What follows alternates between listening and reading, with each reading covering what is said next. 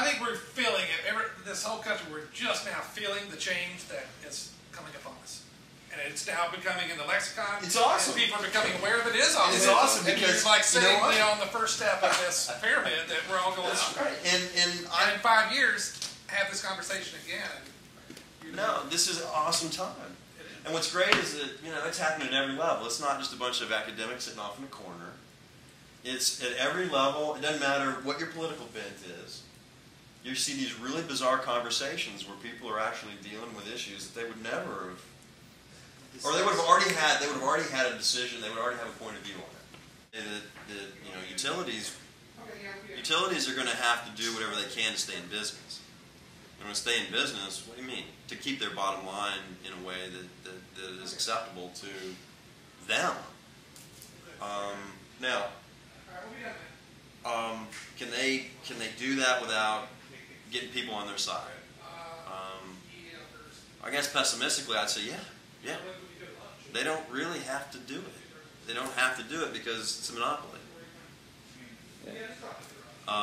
But the really exciting thing are companies that have to diversify and respond to what truly is efficient, what is needed, what people will buy. They have to really change their product into something that people want and they'll purchase. Sure. That's where the really interesting things are happening.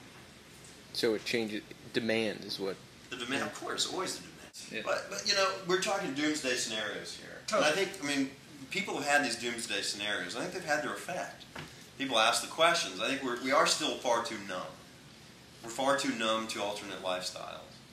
But water is going to become a huge issue on the planet, and you guys in Atlanta felt that last year. Yeah, we're still feeling it. You guys are still trying to take part of Tennessee, aren't you? We want your river. Yes. That's what we're here for. We want some of that river. That's really who you guys are. Yeah. But it seems like there's all these things working against these huge metropolitan areas, and water's, I think, going to become more precious than oil. And it's amazing to see people just plunking down $2 for a bottle of plastic water like they do. It's the biggest, awesomest scam in the world. I love it. Yeah, it's great. Water's cheaper than beer. You know, who thought we'd live to see that? I don't think it's difficult. I don't think, you know, the doomsday scenarios. I think we also have some that is like, hey, we just stepped past that because, you know what, I do actually believe people are pretty smart at some level. You know, Americans have just become fat and lazy, and we don't want to do a damn thing anymore. All too good to work, and the whole work ethic is shot. But long-term models. Long-term models. And this is when we say we're going to become the third world in 50 years. long-term models. When we say long-term, we think a couple hundred years. No, the cycles are increasing rapidly. So, we're going to see some amazing things happen in the next 20 years. Yeah. When we talk about China and India coming online, you know. It's all very. My grandmother's like 90 years old, and you know, and she remembers the first Model T Fords and all this stuff, and she's seen all this change in her life, from horse and buggy to space program. But we really haven't seen that in our lives, and so now we have. I think we absolutely have.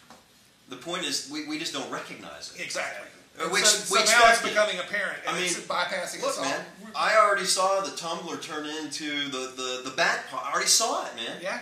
So if I were to see that out here on Gay Street today, I'd be like, shit, I already saw that like 4 years ago. So we don't. There's a conceptual connection here that we're asleep in many ways, and we don't see just how radically far we've come.